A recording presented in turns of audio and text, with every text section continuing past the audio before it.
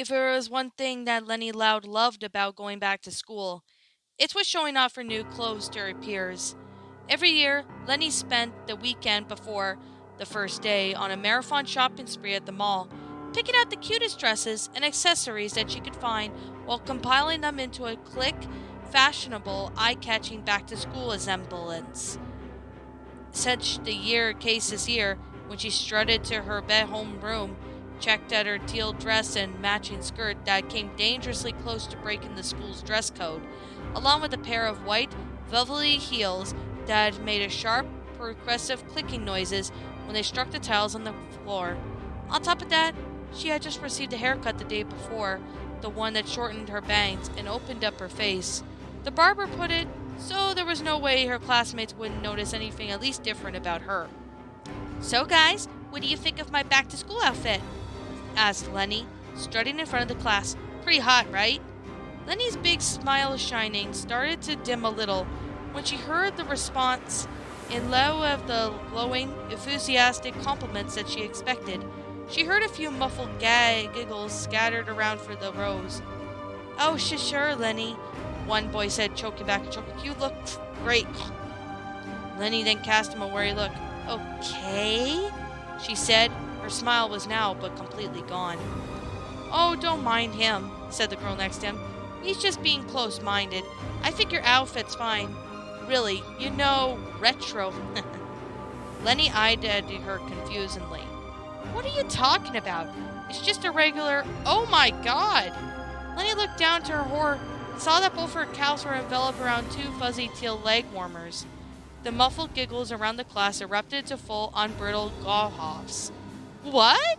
she cried, against that she was touching such a dated, tacky crime against her fashion. "I don't remember putting these on, or buying them, or even seeing them." Sadly, her protests did nothing to weather the warm storm of laughter buffeting to her from all sides of the classroom. "I swear I don't," she cried, raising her voice above the din. "These aren't mine, see? I'll take them off, like right now." Lenny kicked her left shoe, sending it skittering across the classroom, grabbed the end of the leg warmer near the ankle and gave it a tug. Much to her frustration, it didn't budge. "Ugh," she grunted, pulling harder and harder, but to no avail. The leg warmer was tight around her limb, clinging onto it like a second skin. How did this even got on? The scattered giggling and tittering across the classroom only fueled her efforts. With her teeth clenched on splotches of red forming in her cheeks, she grabbed the end of the leg warmer with both hands and pulled with every inch of her might. Eventually, her efforts sent her toppling off her feet onto the floor below. The entire class was now treated to be a sight of a student, rolling around on the floor and straining against the unyielding fabric, letting out a long series of pained grunts that were starting to devolve into screams. At no point did it occur to ask her for someone to help, but it wasn't likely that anyone would step in if she did. Finally, with one good hard yank, she managed to pull one at the end of the garment up over her foot. She sighed with relief as she looked down to evaluate the progress she made, but feeling of relief was extinguished once she saw the other end of the leg warmer was still wrapped taut around her thigh. Wait, her thigh? But her leg warmers weren't supposed to go up and cover the area from your ankle to your knee. In fact, Lenny could have sworn that leg warmers only came up to her knees. But that's the last time she checked. She would have noticed if they were any longer. What was happening? Lenny gave her eyes a good rubbing, convinced that she was only seeing things. Once she opened them up again, though she saw the top of the leg warmer was still wrapped snug around her thigh. What's one more? Her ears picked up a faint rustling sound coming from the garment. She bent forward to take a closer look, and nearly choked on her own tongue when she found the source. The leg warmer's gasping leg hole was shaking its way up to her thigh, like a boa constrictor swallowing its prey. What is that thing?" she shrieked. "Somebody get it off of me! Give me like a knife or some scissors or something!" But nobody came to her aid.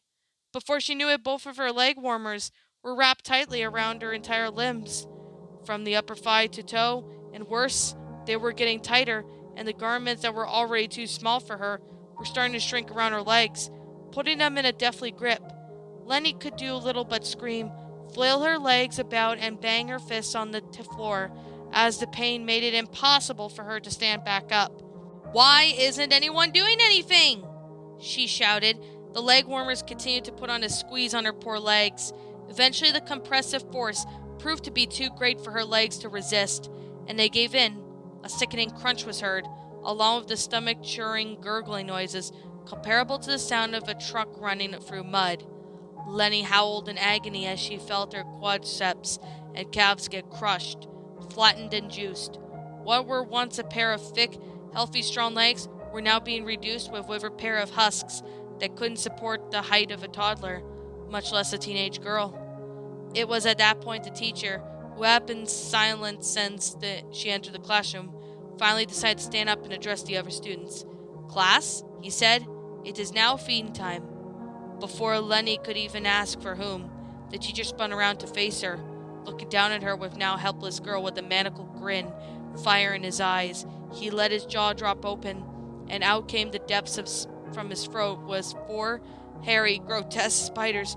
"Not spiders!" yelled Lenny. "Anything but spiders! Somebody, get them away from me!" Lenny, now with her legs rendered useless, frantically pushed herself across the room with her hands, desperate to escape the abhorrent arachnids. As she neared the wall on her side, she quickly saw the teacher took a jar off his desk, dumped the contents of the thick, opaque, orange liquid onto the floor below. The spiders all descended from his body and started lapping up the liquid. Beaming, the professor set the jar back on the desk, and Lenny's heart sank as soon as she caught a glimpse of the label. Super spider growy stuff. Sure enough, they all sucked the liquid down to their throats. All 4 of the spider bodies started to swell and expand. Bigger and bigger they grew, making their grotesque facial bodily features more visible to poor Lenny. Each of the inflated passed of the size of a tennis ball, then a football, then a basketball, and then a fully loaded backpack, until the crowd of the classroom started to feel a bit too crammed in for them. So to make some room, one of them, now human-sized spiders, used its scale up to strength and grabbed the teacher's desk and tossed it out to the window.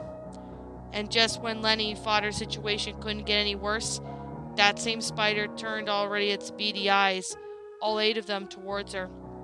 "Look over there, my fellow spiders," it said in a slimy, slivery voice.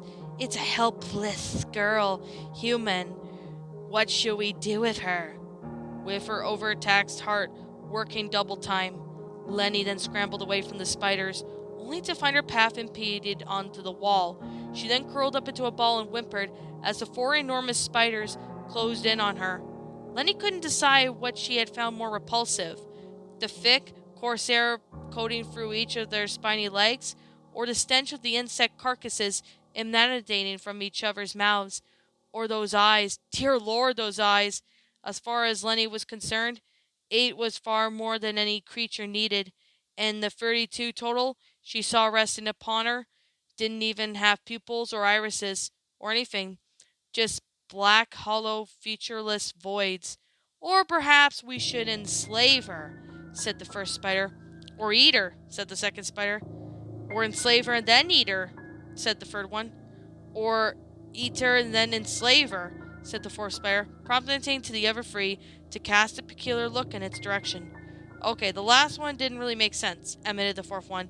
"Whatever. The point is, she's ours now." The fourth one then turned onto its back towards Lenny and expelled a thick strand of web from its spider neret. When the wound itself around Lenny's ruined legs bound them together, Lenny bent forward to try and tear the silk with her hands, but it was too rough for the too fabrish and too swoony for her to break this single strand. All she could do now was get her hands hopelessly tangled and stuck into the fleshly spun web.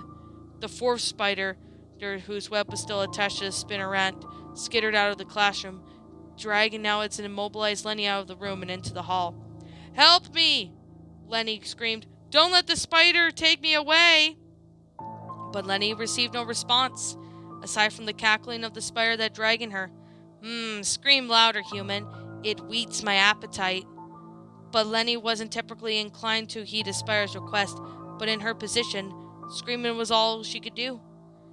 Scream as she did over and over, hoping vainly anyone would heed her call, until her next larynx collapsed from the pressure. "Ah, yeah, that's the stuff," whispered the spider, giving up a shudder of pleasure that caused the web to vibrate. "But still stalling, it's time to wave goodbye to our friends, human."